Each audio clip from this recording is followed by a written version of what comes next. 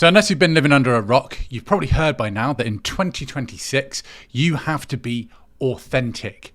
In 2025, the new oil was attention. In 2026, it's authenticity, because there's a lot of AI slop out there that's not human. It doesn't have any depth. And being authentic is the only true way that we can negate AI taking over everything. And we can only do that by being human.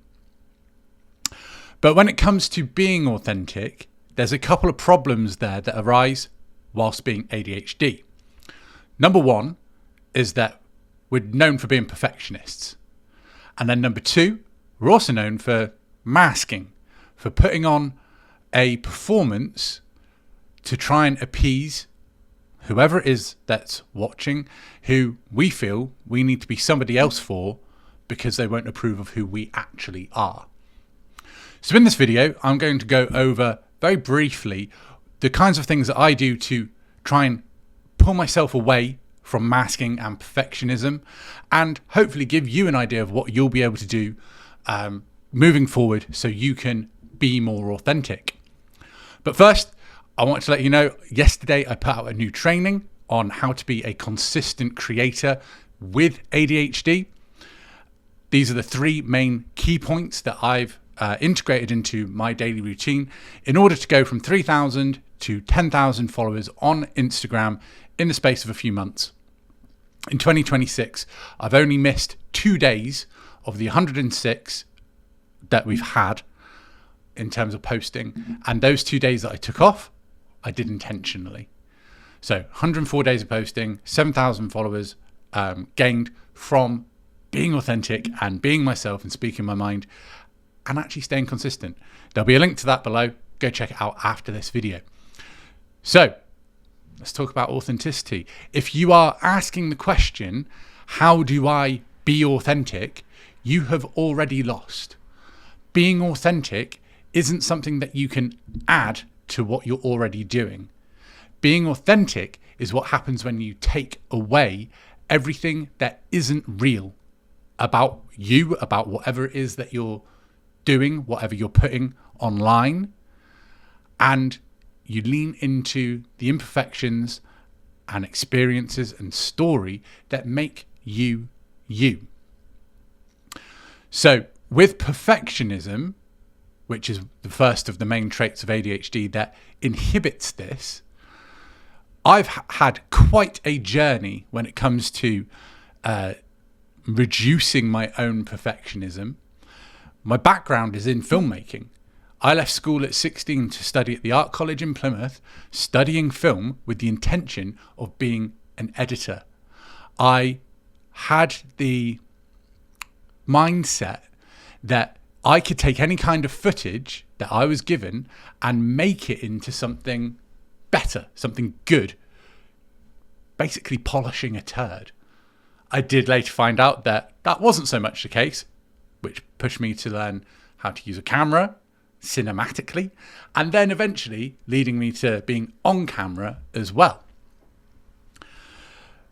But that ability to edit, to polish what is already not particularly good, allowed far more perfectionism than was healthy, really. It got to a point where I did one music video where I spent all night color grading it. It looked perfect on my MacBook.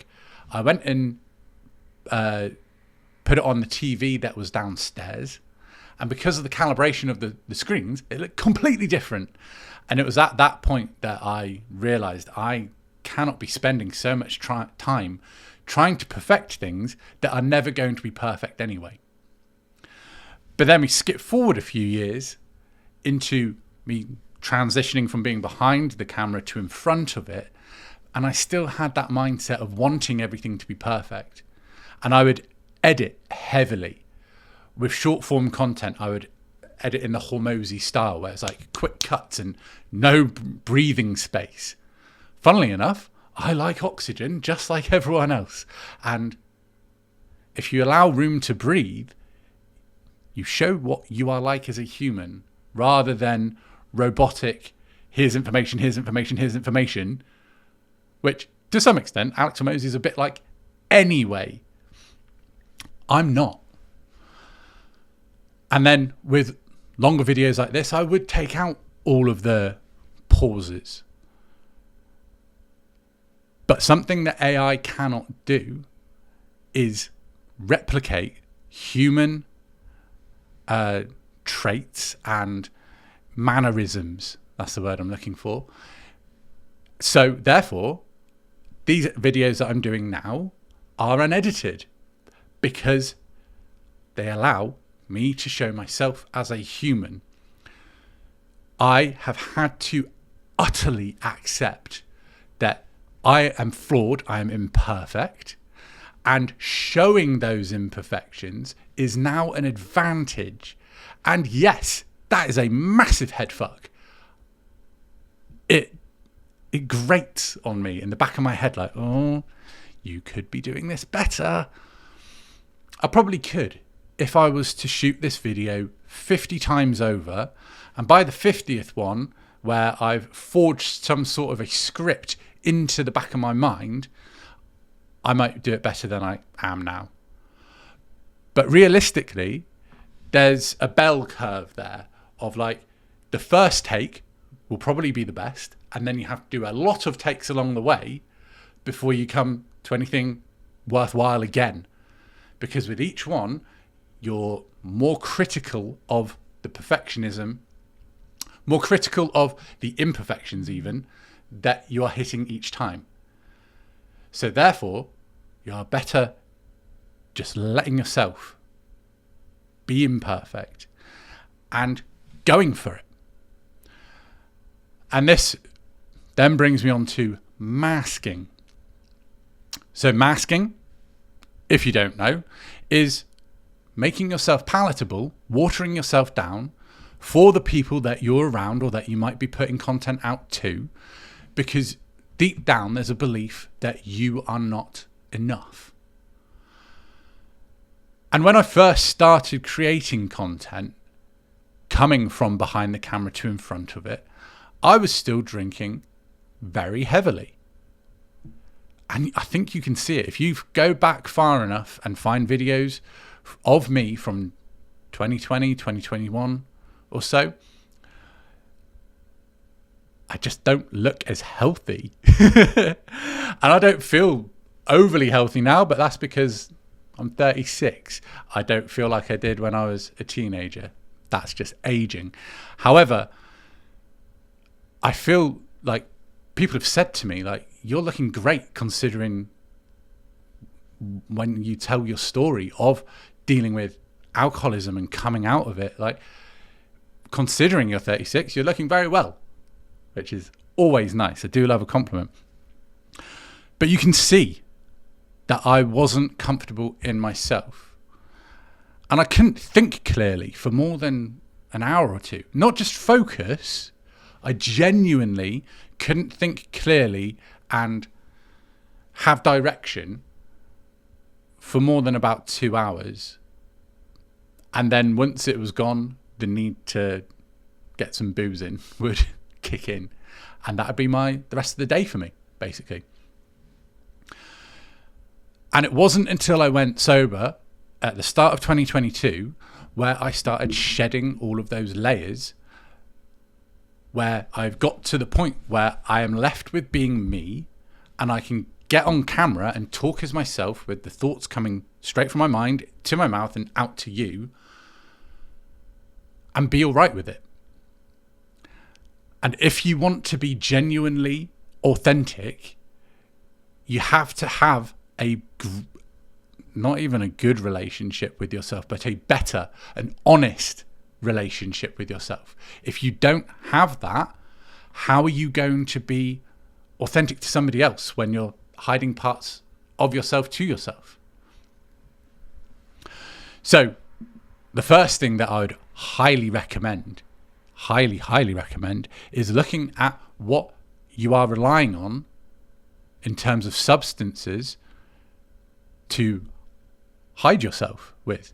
Alcohol is the main one. If you're doing anything that is dysregulating you and causing inflammation, so heavier drugs, alcohol, smoking, these things will take away from you being your best self. You already know that. You don't need me to preach.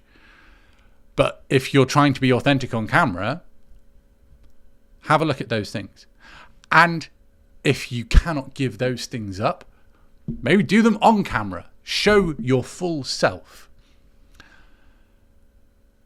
And then understand that whatever that full self is, it's what you are stuck with. There is no point in trying to hide it.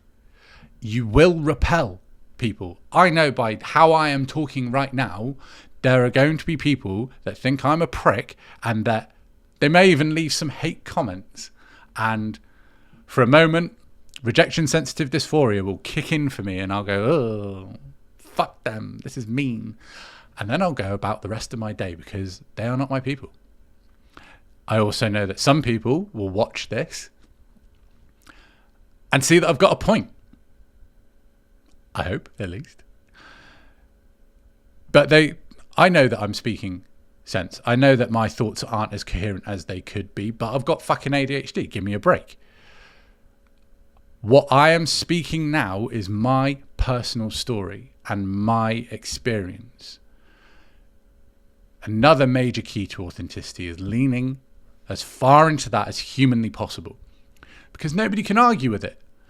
Back in the day when I was trying to create content and comparing myself to people like Alex or Mosey, I would also try and say the same words as him, and they don't land in the same way because I haven't lived what he has.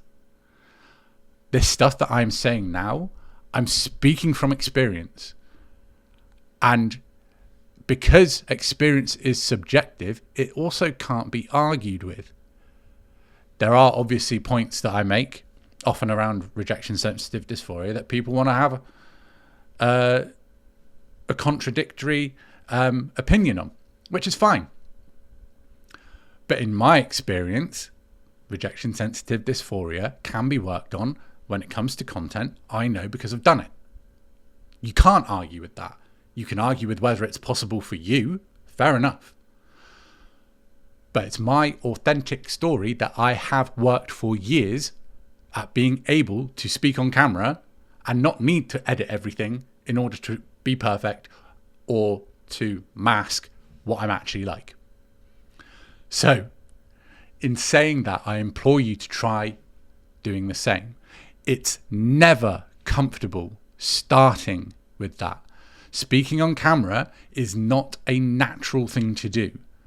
I've said this many times on podcasts, in other pieces of content, but we came from the cavemen and they would only ever hear their voice as an echo in a cave, and they would see their reflection in a puddle, and that is the only time that they would see themselves. Maybe a lake, maybe a river, but it would be distorted anyway. Seeing yourself on camera and hearing your own voice are not natural things. So in order to be authentic, you have to build up the resilience of being okay with how you look and sound on camera. And the only way to do that is to practice. And in practicing, you will signal to your nervous system that you are safe. The pathway through this that I have experienced has been peaks and troughs of performance and freezing. Sometimes I've sat here and had the camera on and wanted to say something and just not been able to find the words. And that's freezing. That is when your nervous system's like, nope, this doesn't feel right. And you just can't get going. The only way past that is to calm yourself down. You can do that by taking a break and coming back to it, or breathing exercises. I tried to shoot this video earlier knowing that I had a tight time limit, and because of ADHD, the time pressure meant that I couldn't get going in the way that I wanted to. So this still happens to me now. The other thing that you have to understand when getting over the freezing aspect is that you're not going to get past it through being harsh to yourself. You might do, but the outcome won't be as good. The best way is to be as kind to yourself as possible, calm your nervous system down so it relaxes and you're allowed to speak. Then the other part of the nervous system response is to perform. That's the masking. That's the trying to be somebody that you're not, trying to live someone else's experience instead of understanding that your own experience and story is enough, and it is what makes you special. And it is what makes you special. So there you have it. That is how to be authentic, but it's not how to be authentic, obviously.